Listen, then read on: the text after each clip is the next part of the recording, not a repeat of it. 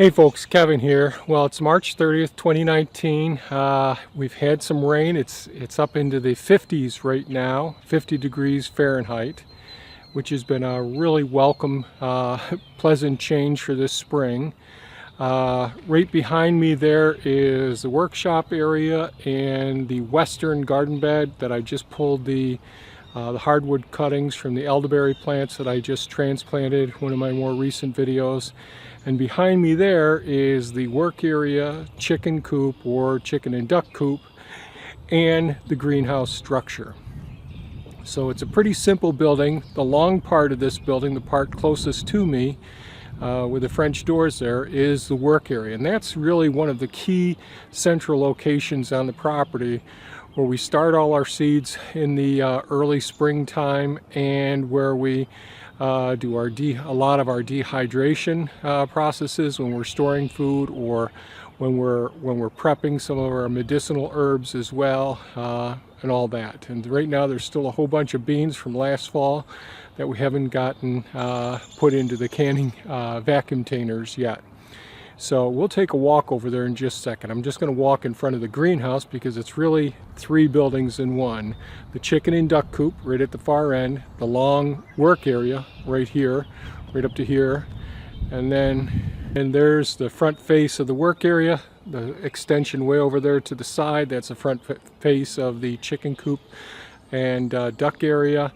And this is the two main sections of the greenhouse, a large thermal mass unit down below it. And hopefully I'll get to getting more of this structure, actually get this structure up this season. Fingers crossed. So let's go into the work area. It's a bit of a mess, so excuse the mess. Let's go in there. Okay, now we're in the work area, which is a large section in there. There's the entrance doors that you saw from the outside. Back behind me there, out those doors, is where the greenhouse is, and all.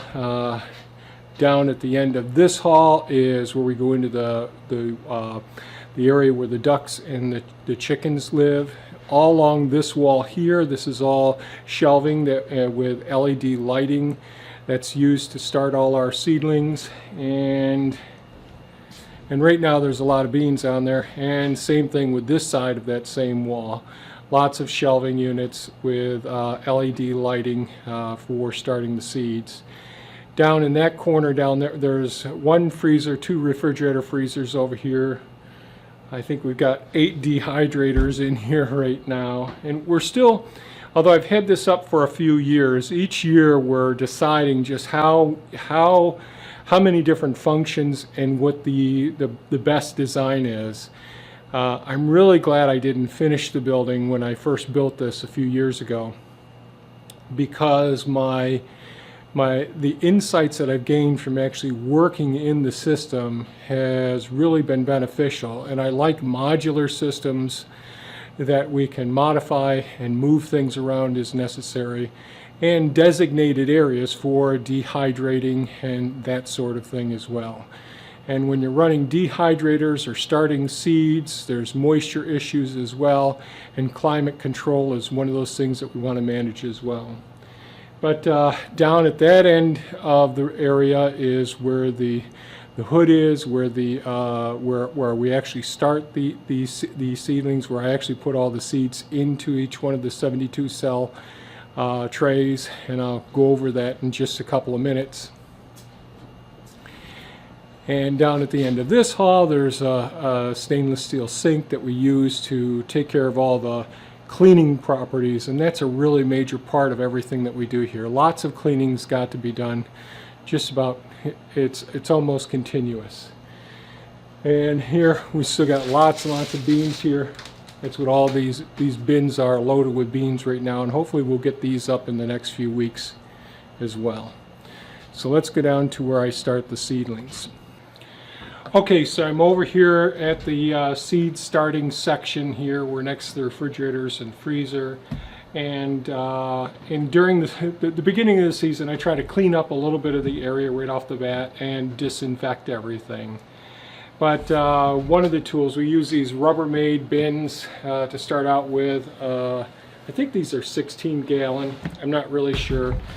But what I do is I take a soilless mixture, the same stuff that you've seen me using for the microgreens and for starting the ginger, the turmeric, and certainly the sweet potatoes as well, for the sweet potato slips.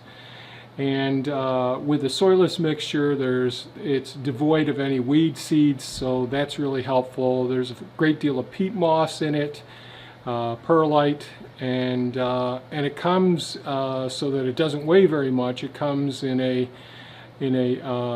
vacuum sealed, large plastic container. And what I do is I take parts of it. You can fill up about 4 of these bins from one of those bags, and then I take water and I try and soak this the dry mixture to get some moisture content up. Break it up into as small particles as possible. If you're outside, you can really break it up very, very finely, but the dust isn't good for us to be inhaling. It can cause some medical issues. So the amount of stirring that I'm doing when I'm inside is minimal, and you should wear a respirator when you're doing this. Then, under ideal circumstances, I let that soilless mixture absorb all of the water, because it really takes a while. Peat moss, it takes some time for that to really absorb all the water adequately. Then once the water has been absorbed, I go ahead and I use my hands and break it up, make sure it's nice and fine. And then the next thing I do is I start loading up these trays. Now these are 72 cell trays, and I go ahead and I spread all of the soilless mixture out in the 72 cell trays. Then I use another empty 72 cell tray and put it on top of it to help compact down the pre-moistened soilless mixture in each one of the cells. And you'll see that there's a lot of airspace in there, and then you refill the cells a second time, and then use the empty tray to compress it down real well. And then I stack them up to the side until I'm ready to go ahead and use the vacuum seeder.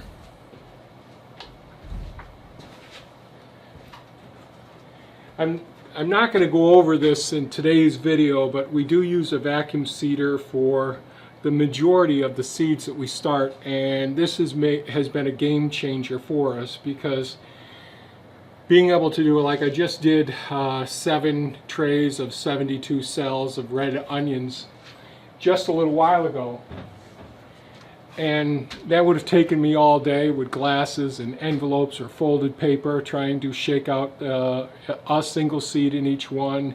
Heaven forbid there be a distraction and I lose my spot and all. With the vacuum seeder, you can actually precisely put the number of seeds in each cell that you want to. Now I move along pretty quickly, because there will be a few cells that are blank and there will be a few cells that actually have a couple of seeds in them. But that's completely acceptable for some things. I mean, some people will put 3 seeds per cell for red onions. And for me, I've done it that way in the past, and I've done it as single seeds per cell. Both ways work just fine. So use the vacuum seeder to seed the 72 cell trays, and we have 3 different seed cell acceptors for the vacuum seeder, so we can take care of some really tiny. So if I want to do some of the tiny brassicas versus the red onions and leeks and all, because they're different size seeds and all, we have different holes in each one of those vacuum seeder plates. Then the next thing I do after I've used the vacuum seeder and seeded a 72 cell tray, then I use the trays below it, because right now we're still inside here, and we don't use a wand to water over the whole thing, because the water would drip down onto the floor. So we start off with a tray that's a supportive tray. So this is a heavier duty plastic tray. Then inside of this support tray goes a non-perforated tray. This is a tray without any holes in it, so that water won't drip out. As long as I'm putting the water into this system, the water will catch in the base of this tray. Then inside, now most people will just go ahead and put that 72 cell flat just inside of here, and that would be perfect. I think that's fine. For a little extra support, I put the perforated, this is a single cell basically, the perforated tray inside of the other one. Now, then I put the 72 cell tray inside of this. And the reason that I do it this way is that once the plants start growing some on the 72 cell trays, these are disposable trays that we try to get 3, 4, 5 seasons out of. But they start to get cracks in them over time, and they can snap and fall down easily. When it's time for me to go outside, one of the things I'll do is I'll remove the non-perforated tray here.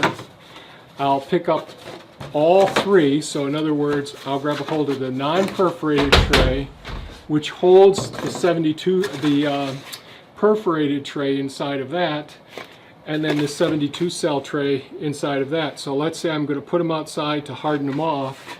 Then for extra support, and I've already separated this, I'm going to go ahead and pick the perforated tray containing the perforated 72 cell flat in it as well. I hope this isn't getting too much. And then I set this in the support tray. So now, when this is much stronger and more sturdy, when I move things around and all, I don't have to be quite as careful because I've got the support tray, the single cell perforated tray, and the 72 perforated cell flat that go inside here. And all I've done is I've removed the non-perforated one. This is when I'm going outside with these, and they're going to be outside for a while. That way I can carry these around outside. I've got to make sure that I keep them watered every single day and make sure they don't dry out, especially during those real dry droughts. We have to water them a couple times a day. So that's really important as well. And it's really important to monitor the margins because they'll dry out first. And if you've got a large area where you can put the trays right next to each other, you're reducing the margins, and therefore there's more even distribution of the watering system. So I think that's about it. I'll show some GoPro footage of what we're doing today. Using the vacuum seeder, adding water to the dry mixture of the soilless mixture, adding the moistened soilless mixture to the 72 cell trays, placing those inside of these, going over and watering them after they've already had their seeds in them. And then I'll make other videos about actually using the different, the vacuum seeder for different seeding systems, and also make videos about using vermiculite on top of this after this starts to settle down a little bit more, the soilless mixture. So that's about all I think I can fit into today's video. So this is the area that we work in over here. This is the area where we start all the seedlings. It's a real nice area in here. It's super insulated. No heating source in here at all. The LED lights will send off some heat during the springtime and all. And we do have a dehumidifier running over on the other side. You may be able to hear that in the background. So I'm going to get back to work now. I hope this was of some value. Please ask questions, leave comments. If it was of value, please give us a thumbs up, share it with your friends. And by all means, folks, have a super fantastic day. Bye-bye now.